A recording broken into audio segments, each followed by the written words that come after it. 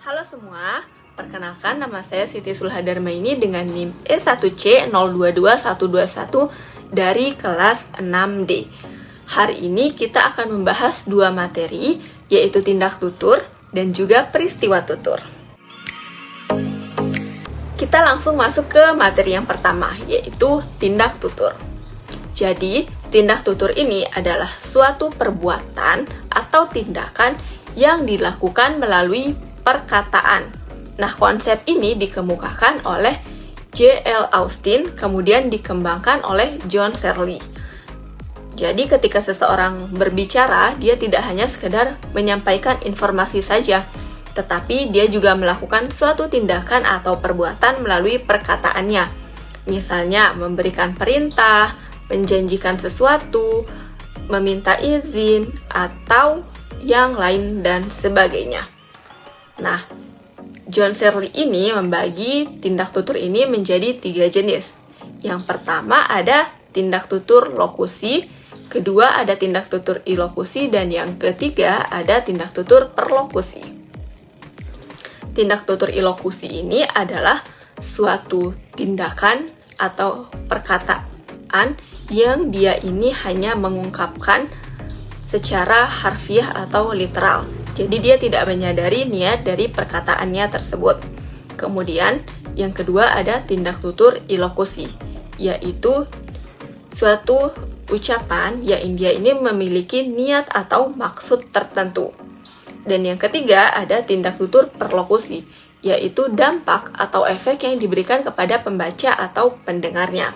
Nah, contohnya ketika seseorang berkata, tolong tutup pintu itu berarti dia masuk ke dalam tahap ilokusi, karena dia hanya mengucapkan secara harfiah atau literal tanpa menyadari niat dari perkataan tersebut.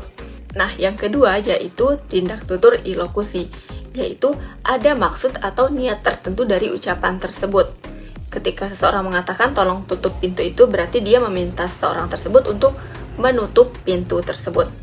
Nah, yang ketiga adalah perlokusi, yaitu dampak atau efek yang diberikan kepada pendengar atau pembacanya.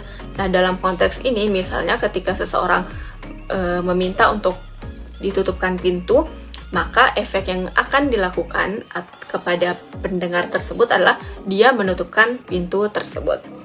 Jadi sudah sangat jelas 3 perbedaan, yaitu ilokusi, lokusi, ilokusi, dan juga perlokusi. Nah, kita lanjut ke materi yang kedua, yaitu peristiwa tutur. Jadi, peristiwa tutur ini adalah keseluruhan situasi yang terjadi ketika 2 orang atau lebih melakukan komunikasi dalam konteks tertentu. Nah, kalau di dalam tindak tutur itu dia hanya melakukan tindakan melalui tuturannya, maka di peristiwa tutur ini lebih luas cakupan dibandingkan tindak tutur tersebut. Jadi, di dalam peristiwa tutur ini itu juga terdapat tindak tutur, yaitu tindakan untuk meminta seseorang melakukan sesuatu dan lain sebagainya. Nah, peristiwa tutur ini memiliki jenis-jenisnya. Yang pertama, dia memiliki penutur, yaitu orang yang berbicara. Yang kedua adalah mitra tutur, yaitu orang yang mendengar. Kemudian, yang kedua, ciri-cirinya adalah terdapat konteks sosial dalam tuturan tersebut. Nah, jenis yang ketiga yaitu dia memiliki tujuan komunikasi. Apakah itu dia meminta tolong, meminta izin, atau hanya sekedar memberikan informasi saja. Nah, yang terakhir adalah dia memiliki norma sesuai dengan konteks dari percakapan tersebut. Nah, jadi sudah jelas ya penjelasan tentang tindak tutur dan juga peristiwa tutur. Kalau tindak tutur itu adalah suatu tindakan atau perbuatan yang dilakukan melalui perkataan. Nah, kalau peristiwa tutur itu adalah keseluruhan situasi di mana tuturan itu terjadi dalam konteks tertentu.